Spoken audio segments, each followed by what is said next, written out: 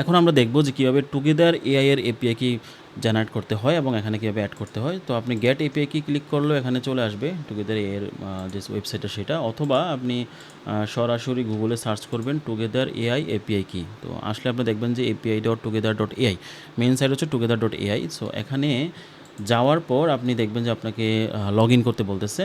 তো log in করার সময় আপনি সরাসরি কন্টিনিউ উইথ গুগল অথবা গিটহাব দিয়ে লগ ইন করতে পারবেন। তো কন্টিনিউ উইথ গুগল ক্লিক করলাম আমি। ক্লিক করার সাথে সাথে আমি জাস্ট যে কোনো একটা জিমেল দিয়ে আমি কন্টিনিউ করলাম। দেন কন্টিনিউ ক্লিক করবেন।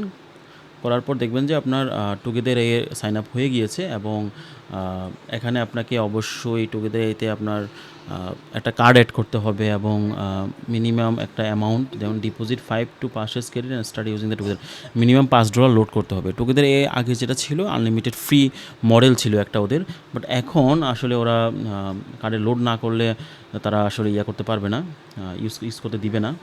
uses poses automatically at 0, you can enable auto research। আচ্ছা, পে লেটার, আচ্ছা pay letter after credit run out, pay monthly based on actually use up to 1000।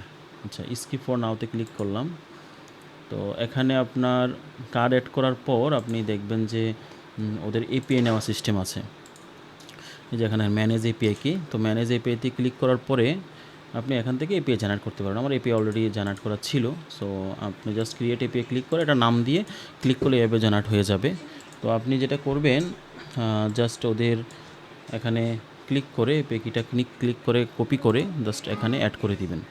এই যে এখানে অ্যাড করে দিবেন, অ্যাড করে জাস্ট টেস্টে ক্লিক করবেন। যদি দেখেন যে ওকে, তার মানে হচ্ছে এটা ভ্যালিড এপিআই কি। ওকে ফাইন, সেভে ক্লিক করবেন। এরপর আপনি জাস্ট আপনার ইমেজ টু ভিডিওতে এসে দেখবেন যে আপনার টুগেদার এআই এর যে মডেলের যে ইমেজ মডেলগুলো সেগুলো অ্যাড হয়েছে কিনা। আমি দেখলাম যে অ্যাড হয়েছে টুগেদার এআই ফ্লাক্স।